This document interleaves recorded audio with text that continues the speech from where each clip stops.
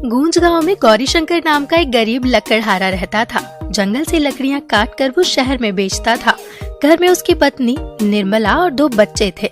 परिवार बड़ा हो रहा था और महंगाई भी थी और जंगल भी अब धीरे धीरे खत्म हो रहे थे, जिससे गौरीशंकर बहुत परेशान था।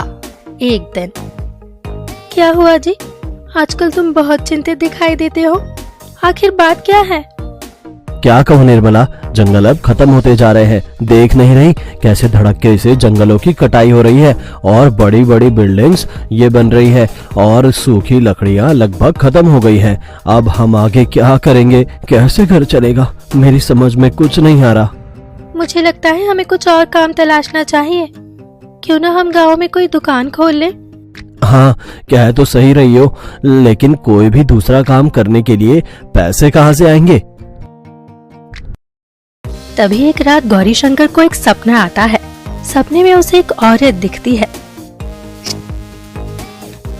शंकर, अरे ओ गौरीशंकर, अरे तू हार क्यों मानता है? जिस जंगल पर तेरे पुरखों ने राज किया है वो जंगल तुझे भी सब कुछ देगा। जरा एक बार अपने जंगल को प्यार से देख तो सही। गौरीशंकर रात में अचानक उठता है। क्या हुआ जी? ऐसे अचानक कैसे उठ गए? मैंने एक सपना देखा। गौरीशंकर निर्मला को अपना सारा सपना बताता है। निर्मला उससे कहती है, सुनिए जी, ये हमारे पूर्वजों का आशीर्वाद है जो आपको ये सपना आया। इसे आप ऐसे ही मत समझिए, कोई ना कोई कारण तो जरूर होगा। इतने सालों से हमारे पूर्वज इस गांव में बसे थे और ये जंगल हमें उतना ही प्रेम करता है जितना हमारे पूर्वज करते थे। इस सपने में जरूर कुछ ना कुछ सच्चाई है। मैं भी आपके साथ जंगल चलूंगी। हो सकता है वहाँ हमें कुछ ऐसी चीज मिले जो हमने इतने सालों में कभी देखी ही नहीं हो। ठीक है निर्मला, हम सुबह होते ही जंगल चलेंगे।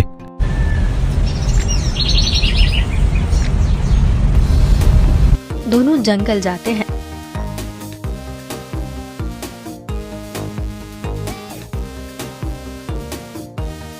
जंगल में उन्हें बहुत देर तक कुछ भी नहीं मिलता।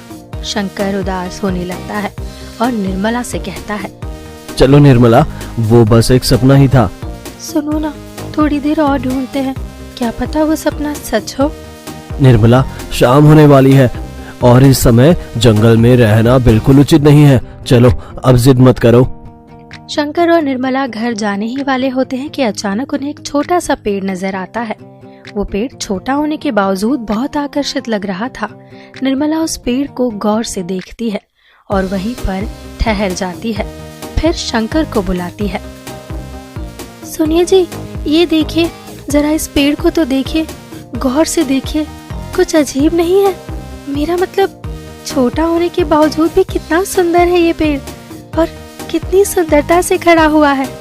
मुझे बहुत रहस्यमय लग रहा है। एक बार आप भी देखिए ना। हाँ निर्मला, इस पर तो मेरा ध्यान कभी गया ही नहीं, जरा देखो तो।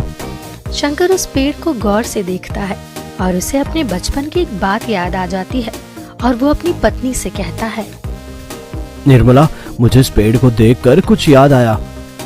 क्या याद आया जी इस पेड़ को देखकर? निर्मला, जब मैं छोटा था तब बाबा ने मुझे इस पेड़ के बारे में बताया था। उन्होंने बताया था कि इस पेड़ की पत्तियां बहुत ही चमत्कारी हैं। इस पेड़ की पत्तियों की सेवन से बहुत सारी बीमारियां दूर होती है। उन्होंने कहा था कि इससे कैंसर जैसी बीमारी भी दूर होती है।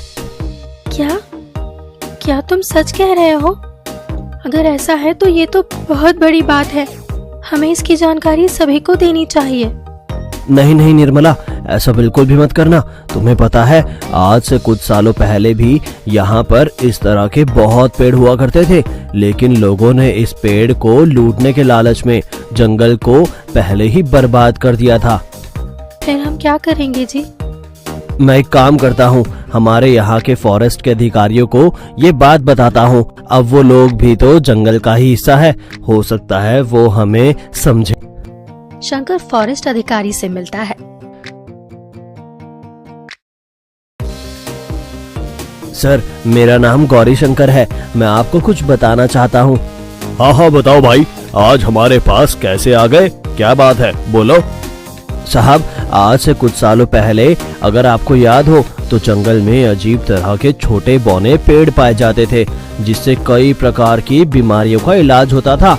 और फिर जैसे ही ये बात लोगों को पता चली तो बड़ी बड़ी कंपनी वालों ने उन पेड़ों की कटाई शुरू कर दी थी और जंगल से वो पेड़ हमेशा के लिए खत्म हो गए थे। लेकिन मैं आपको एक बात कहूँ, मैं ऐसा ही एक छोटा बौना पेड़ फिर से जंगल में देख कर आया हूँ। लेकिन देखिए, अगर इस बार भी लोगों को पता चला तो हो सकता है जो पिछली बार हुआ वैसा ही हश्र इस बार भी हो। और आप तो जानते ही हो, ये जंगल तो हमारे पूर्वजों के समान है। मुझे एक सपना आया था और उस सपने में ही इस पेड़ का भी जिक्र था। मुझे पूरी उम्मीद है कि आप इन सब चीजों को समझेंगे। शंकर, अगर जो बात तुम कह रहे हो वो सच है तो इस जंगल में फिर से एक चमत्कार हुआ है। हाँ, मैं जानता हूँ कि उस समय क्या हश्र हुआ था, वो भी लोगों के लालच के कारण ही हुआ था। तुम चिंता मत करो, मैं ये सारी बातें बड़े लोगों तक पहुँचाता हूँ। लेकिन मैं साथ में ये भी जानना चाहता हूँ कि आखिर तुम इस जंगल की रक्षा क्यों करते हो और आखिर ये जंगल तुम्हारे पूर्वजों का कैसे है। सर, बहुत समय पहले की बात है। मैं जब पैदा भी नहीं हुआ था तो मेरे परदादा इस जंगल में ही रहा करते थे। वो अपने घर का पालन पोषण इसी जंगल से किया करते थे और उन्हें हर कोई बहुत प्यार भी करता था, क्योंकि बचपन से ही उन्होंने इस जंगल की रक्षा की थी। कई बार कई सारे घरों में एक दिन आग लग गई थी, जिस समय पर मेरे दादा ने ही सभी को बचाया था। लेकिन एक समय ऐसा भी आया जिस समय पर ये बौने पेड़ जंगल में खूब हुआ करते थे और हर कोई उन पेड़ों को चुराना चाहता था। लेकिन मेरे दादा ने उनकी हिफाजत हमेशा करी और अपने प्राण इन बौने पेड़ों की रक्षा करते हुए ही त्याग दिए थे। शंकर, ये तो बहुत गर्व की बात है, लेकिन शायद मैं तुम्हारे परदादा को जानता हूँ, क्योंकि इनके बारे में मैंने कई बार सुना है। लेकिन मुझे ये नहीं पता था कि तुम इनके पोते हो। अपने दादा के बारे में जरा और कुछ मुझे बताओ, ताकि मैं तुम्हारे दादा और इन बौने पेड़ों के बारे में अच्छे से जान सकूं और अधिकारियों तक हर एक बात बिल्कुल साफ साफ रख सकूं। तो सुनिए सर, ये बात आज से 100 साल पुरानी है, जिस समय पर इस जंगल में बहुत सारे बौने पेड़ हुआ करते थे। इन बौने पेड़ों के बारे में गांव में किसी को नहीं पता था। सिर्फ मेरे परदादा ही जानते थे कि इन बौने पेड़ों का क्या काम होता है और आखिर ये कितने कीमती है। लेकिन धीरे धीरे गांव की आबादी बढ़ती गई और गांव में कई सारे लोग बाहर से आकर रहना शुरू कर दिए थे। एक समय पर गांव के एक इंसान को इस बौने पेड़ के बारे में पता था, तो उस इंसान ने इस पेड़ को बाजार में बेचकर खूब पैसा कमाया। धीरे धीरे वो आदमी काफी अमीर हो गया। लेकिन उस समय पर मेरे परदादा का स्वास्थ्य भी खराब हो गया और वो इस पेड़ की रक्षा करते करते अपने प्राणों को अलविदा कह गए। लेकिन उन्होंने मेरे दादा को यह भी बताया था कि इन पेड़ों का असली मतलब क्या होता है, इन पेड़ों से क्या क्या होता है। तो फिर मेरे दादा ने भी प्रण लिया कि अब से वो इस जंगल की देखभाल करेंगे। ओह, ये बात है। जी सर। फिर कुछ समय बाद गांव में एक फॉरेस्ट अधिकारी आए, बिल्कुल आप जैसे। वो बहुत अच्छे इंसान थे, क्योंकि मेरे दादा ने उनके बारे में मुझे काफी कुछ बताया था।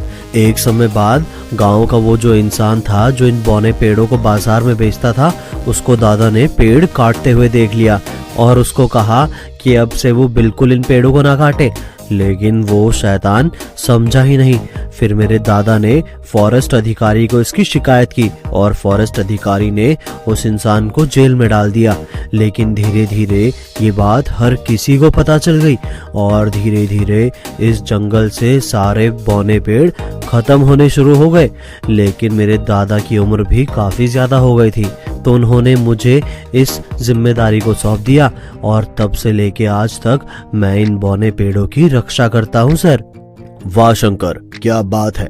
अगर हिफाजत करनी हो तो कोई तुमसे सीखे और साथ में अपने पिता की कही बातों का तुम आज तक पालन कर रहे हो, ये सुनकर मुझे काफी अच्छा लगा।